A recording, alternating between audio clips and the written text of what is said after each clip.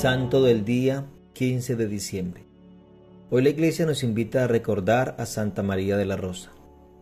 Señor, concédenos también a nosotros el ser capaces de gastarnos y desgastarnos por servir a tus hijos más pobres de la tierra. Con gusto me gastaré y me desgastaré para que Cristo sea más amado y más conocido. San Pablo. Santa María de la Rosa nació en Brescia, Italia, en 1813. Quedó huérfana de madre cuando apenas tenía 11 años. Cuando ella tenía 17 años, su padre le presentó a un joven diciéndole que había decidido que él fuera su esposo. La muchacha se asustó y corrió donde el párroco, que era un santo varón de Dios, a comunicarle que se había propuesto permanecer siempre soltera y dedicarse totalmente a obras de caridad. El sacerdote fue donde el papá de la joven y le contó la determinación de su hija. El Señor de la Rosa aceptó casi inmediatamente la decisión de María y la apoyó más tarde en la realización de sus obras de caridad, aunque muchas veces le parecían exageradas o demasiado atrevidas.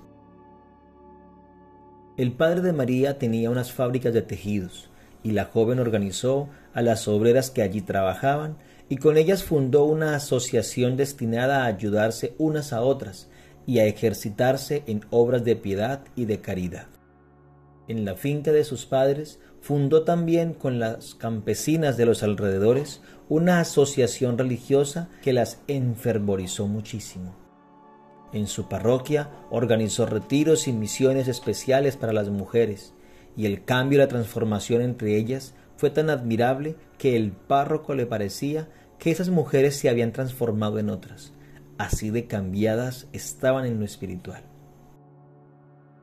En 1836 llegó la peste del cólera a Brescia y María, con permiso de su padre, que se lo concedió con gran temor, se fue a los hospitales a atender a los millares de contagiados. Luego se asoció con una viuda que tenía mucha experiencia en esas labores de enfermería, y entre las dos dieron tales muestras de heroísmo en atender a los apestados que la gente de la ciudad se quedó admirada. Después de la peste, como habían quedado tantas niñas huérfanas, el municipio formó unos talleres artesanales y los confió a la dirección de María de la Rosa, que apenas tenía 24 años, pero ya era estimada en toda la ciudad. Ella desempeñó ese cargo con gran eficacia durante 2 años, pero luego, viendo que en las obras oficiales se tropieza con muchas trabas que quitan la libertad de acción, dispuso organizar su propia obra y abrió por su cuenta un internado para las niñas huérfanas o muy pobres. Poco después, abrió también un instituto para niñas sordomudas. Todo esto es admirable en una joven que todavía no cumplía los 30 años y que era de salud sumamente débil. Pero la gracia de Dios concede inmensa fortaleza. La gente se admiraba al ver en esta joven apóstol unas cualidades excepcionales. Así, por ejemplo, un día en que unos caballos se desbocaron y amenazaban con enviar a un precipicio a los pasajeros de una carroza, ella se lanzó hacia el puesto del conductor y logró dominar los enloquecidos caballos y detenerlos. En ciertos casos muy difíciles se escuchaban de sus labios unas respuestas tan llenas de inteligencia que proporcionaban la solución a los problemas que parecían imposibles de arreglar. En los ratos libres se dedicaba a leer libros de religión y llegó a poseer tan fuertes conocimientos teológicos que los sacerdotes se admiraban al escucharla. Poseía una memoria feliz que le permitía recordar con pasmosa precisión los nombres de las personas que habían hablado con ella y los problemas que le habían consultado. Y esto le fue muy útil en su apostolado. En 1840 fue fundada en Brescia por Monseñor Pinzoni una asociación piadosa de mujeres para atender a los enfermos de los hospitales. Como superiora fue nombrada María de la Rosa. Las socias se llamaban Doncellas de la Caridad. Al principio solo eran 4 jóvenes, pero a los 3 meses ya eran 32. Muchas personas admiraban la obra que las Doncellas de la Caridad hacían en los hospitales, atendiendo a los más abandonados y repugnantes enfermos, pero otros se dedicaron a criticarlas y a tratar de echarles de allí para que no lograran llevar el mensaje de la religión a los moribundos. La santa, comentando esto, escribía: «Espero que no sea esta la última contradicción. Francamente, me habría dado pena que no hubiéramos sido perseguidas».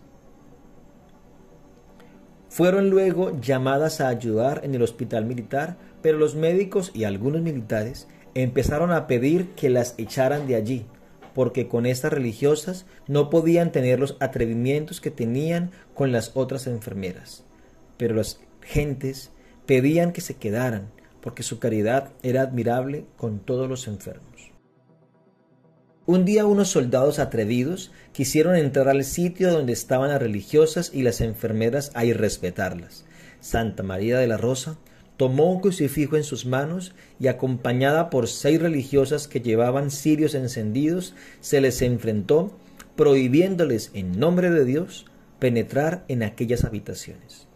Los 12 soldados vacilaron un momento, se detuvieron y se alejaron rápidamente. El crucifijo fue guardado después con gran respeto como una reliquia, y muchos enfermos lo besaban con gran devoción. En la comunidad se cambió su nombre de María de la Rosa por el de María del Crucificado, y a sus religiosas les insistía frecuentemente en que no se dejaran llevar por el activismo, que consiste en dedicarse todo el día a trabajar y a atender a las gentes, sin consagrarle el tiempo suficiente a la oración, al silencio y a la meditación. En 1850 se fue a Roma y obtuvo que el sumo pontífice Pío IX aprobara su consagración. La gente se admiraba de que hubiera logrado en tan poco tiempo lo que otras comunidades no consiguen sino en bastantes años. Pero ella era sumamente ágil en buscar soluciones. Solía decir: «No puedo ir a acostarme con la conciencia tranquila los días en que he perdido la oportunidad, por pequeña que ésta sea, de impedir algún mal o de hacer el bien». Esta era su especialidad. Día y noche estaba pronta a acudir en auxilio de los enfermos, a asistir a algún pecador moribundo, a intervenir para poner paz entre los que peleaban, a consolar a quien sufría alguna pena. Por eso Monseñor Pinzoni exclamaba: «La vida de esta mujer es un milagro que asombra a todos. Con una salud tan débil, hace labores como de 3 personas robustas. Aunque apenas tenía 42 años, sus fuerzas ya estaban totalmente agotadas de tanto trabajar por pobres y enfermos». El Viernes Santo de 1855 recobró su salud como por milagro y pudo trabajar varios meses más. Pero al final del año sufrió un ataque, y el 15 de diciembre de ese año de 1855 pasó a la eternidad a recibir el premio de sus buenas obras. Si Cristo prometió que quien obsequie, aunque sea un vaso de agua, a un discípulo suyo, no quedará sin recompensa, ¿qué tan grande será el premio que habrá recibido quien dedicó su vida entera a ayudar a los discípulos más pobres de Jesús? Si pudiéramos quedarnos con algo de la hermosa historia de Santa María de la Rosa, sería aquella enseñanza a sus religiosas: no nos quedemos en el activismo, todo el día ocupados en una cosa u otra. Consagremos el tiempo suficiente a la oración, al silencio y a la meditación. Hoy, día de su festividad, pidámosle a Santa María de la Rosa que estimule en nosotros la disposición de hacer el bien sin mirar a quién. Santa María de la Rosa, ruega por nosotros.